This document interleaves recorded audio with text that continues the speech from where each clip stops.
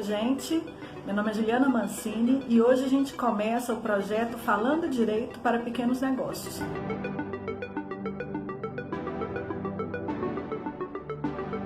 O objetivo desse projeto é sempre transmitir, numa linguagem muito simples, muito objetiva, toda a informação jurídica importante para o pequeno empresário.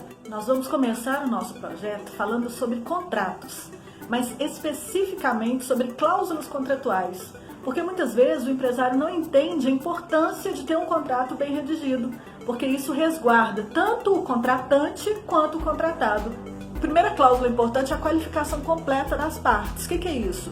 Eu vou falar quem que é o contratante, quem que é o contratado, né? Contratante é quem está pegando o serviço ou está comprando o produto, e o contratado é aquele que vai prestar o serviço, que vai vender o produto. Eu preciso colocar, se for pessoa jurídica, o CNPJ, o local da sede, quem que é o representante comercial. Sempre quando a empresa for firmar um contrato, é importante observar se o representante legal está de acordo com o contrato social. Então confere lá no contrato social se quem está assinando o contrato é de fato o representante legal da empresa. Um ponto muito importante é o objeto do contrato. Lá tem que estar discriminado exatamente qual que é essa relação contratual, do que ela se trata. Então é muito importante que o objeto seja muito claro e muito detalhado, para aquela relação assim ser bastante transparente. Um ponto de tensão em todo o contrato é a cláusula que fala sobre penalidade.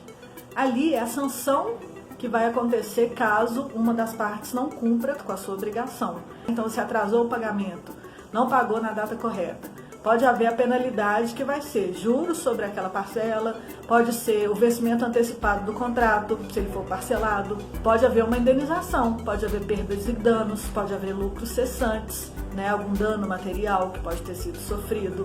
Então, a penalidade é uma cláusula que obriga aquelas partes contratantes a cumprirem o que foi combinado ali naquele contrato. Na cláusula de pagamento é importante constar se o pagamento vai ser à vista, se o pagamento vai ser parcelado, se em cada parcela vão incidir juros ou correção monetária, se vai ser um pagamento 50% à vista e o final na entrega do produto ou serviço.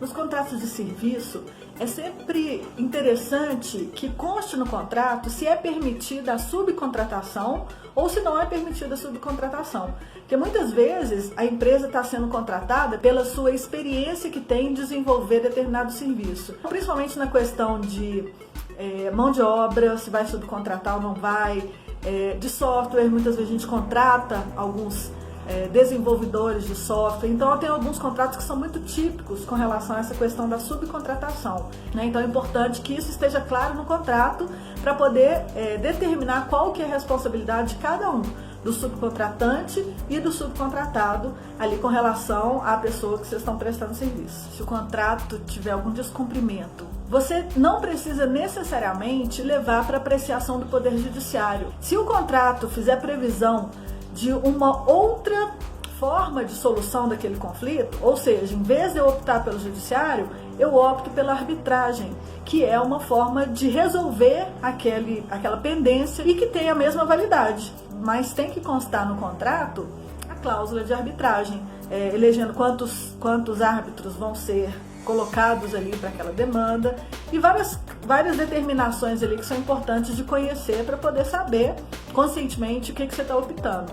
E lá no finalzinho do contrato tem ali duas testemunhas. Na medida que esse contrato particular está assinado por duas testemunhas, eu passo a ter um título executivo extrajudicial. E esse título executivo extrajudicial pode ser executado de uma forma muito mais rápida do que em outro tipo de ação, quando você vai ajuizar essa ação para poder receber aquele contrato ou para poder executar aquele contrato. Hoje em dia, as relações estão virtuais, né? Nem sempre você tem um contrato físico. E como é que faz?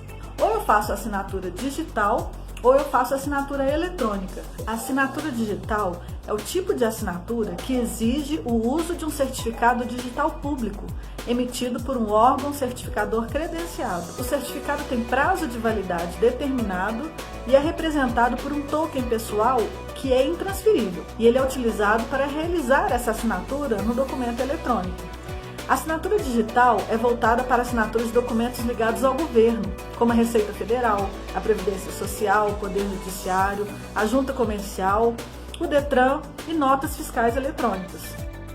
A assinatura eletrônica é o resultado de uma operação matemática que utiliza algoritmos de criptografia assimétrica e permite examinar com segurança a origem e integridade do documento. Então, por exemplo, quando você coloca sua digital ali numa operação de internet banking, por exemplo, você não está assinando, você não tem o certificado digital ali naquela operação. Mas é possível, através da sua impressão digital, validar, identificar que você que assinou aquele instrumento. E atenção, quando você escaneia a sua assinatura física, aquilo não é assinatura nem digital e nem assinatura eletrônica. Só aquela imagem é só um scanner da sua assinatura e aquilo não é válido. Eu estou falando aqui o tempo todo de cláusulas contratuais que são importantes que o empresário entenda, mas é claro que existem contratos que não têm contrato físico firmado, né? Que operações que acabam sendo contratos que não exigem essa formalidade escrita, né? Nem virtual. Por exemplo, quando você compra um pão na padaria, ali é uma relação negocial, né? Mas você não firmou um contrato e estabeleceu pagamento, enfim, você não fez nada disso. Então, nem todo contrato é escrito e as relações também são válidas, ainda que não sejam escritas. São vários os contratos que às vezes nem estão previstos no Código Civil, mas que o dia a dia, a evolução das relações, acabam surgindo novos contratos. E o que eu vou falar agora é um contrato que está muito em evidência ultimamente, em razão dessa fase que a gente está passando, que é o contrato de locação não residencial, que no dia a dia a gente acaba chamando de contrato de locação comercial, embora esse contrato possa ser de serviço também. Então eu vou utilizar sempre a expressão contrato de locação comercial, mas eu quero falar do contrato de locação não residencial, tá? É porque é o que todo mundo usa no dia a dia, então eu vou me valer dessa expressão aí no dia a dia para todo mundo poder entender de uma forma simples. Para o contrato ser comercial, ele é firmado com o CNPJ. Então esse já é um pressuposto aí para esse tipo de contratação. Muitas vezes o empresário faz a locação em nome próprio, em nome da pessoa física, e depois vai querer argumentar que aquele contrato é da sua empresa. Vamos fazer o contrato de locação já em nome da pessoa jurídica. No contrato de locação, o locador é o proprietário do imóvel e o locatário é quem está locando o imóvel. O locador ele não pode reaver o imóvel durante aquele período de locação. Então não existe a possibilidade, salvo as exceções que eu vou falar daqui a pouco, do locador desistir daquele contrato e querer o imóvel de volta. Mas o locatário, ele sempre pode rescindir o contrato antes do término, ainda que implique em alguma penalidade. Como o ponto pode significar uma questão estratégica para o negócio, pode ser um fator de crescimento e de desenvolvimento daquele negócio, porque ele só funcionaria ali naquele ponto, é muito importante o empresário que ele preste atenção com relação à venda do imóvel, né? Ele tem que ter alguma garantia ali que se o dono do imóvel, que é o locador, vendeu o imóvel, ele vai continuar ali até o fim do seu contrato, pelo menos. Então o locatário ele tem direito de preferência. O que é isso? O locador tem que avisar primeiro para o locatário que ele tem intenção de vender o imóvel, estabelecer o preço, as condições, a forma de pagamento, isso tudo através de uma notificação, para ele poder ter preferência em comprar aquele imóvel nas mesmas condições que ele vai colocar no mercado. Cada vez que a negociação for alterada, o locatário tem novamente o direito de preferência para aquele novo combinado. E aí vamos supor que o locatário não tem dinheiro, não exerceu o direito de preferência e o locador vende o imóvel para terceiro.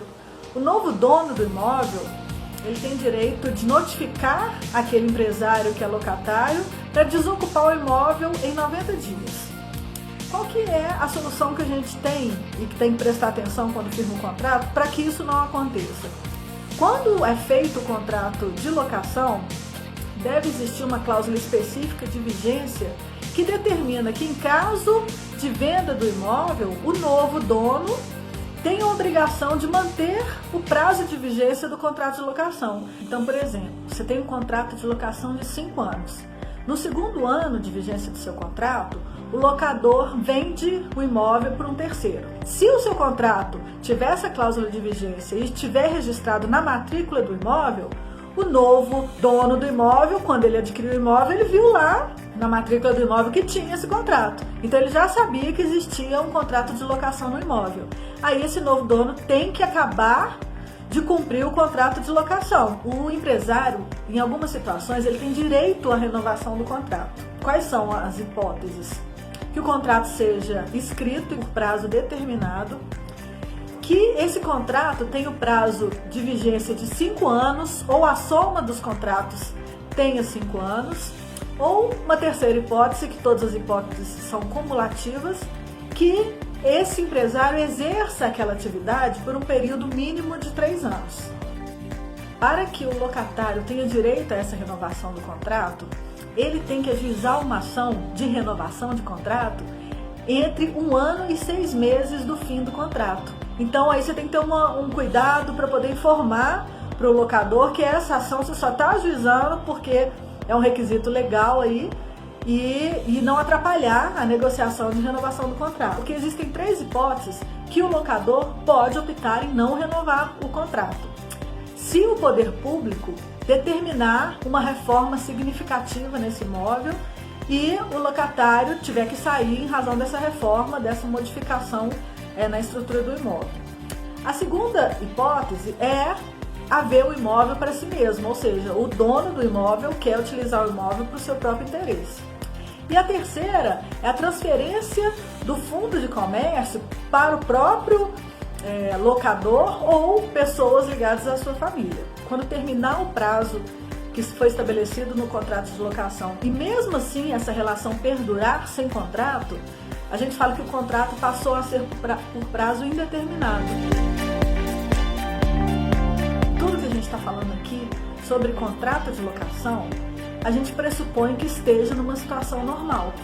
Só que aí veio a pandemia e aí tudo modificou. Muitos empresários tiveram que fechar as portas. Muitas vezes o empresário não tem condições de honrar o seu pagamento, ainda que não seja obrigatório o locador renegociar o contrato, ele também não tem o direito de manter aquele valor exatamente igual, porque a relação se modificou, não por culpa, nesse caso, do locatário, do empresário. Para a gente evitar ter que discutir esse contrato na justiça, a recomendação de todo mundo é o bom senso, é o que o direito recomenda efetivamente, é uma negociação desse contrato.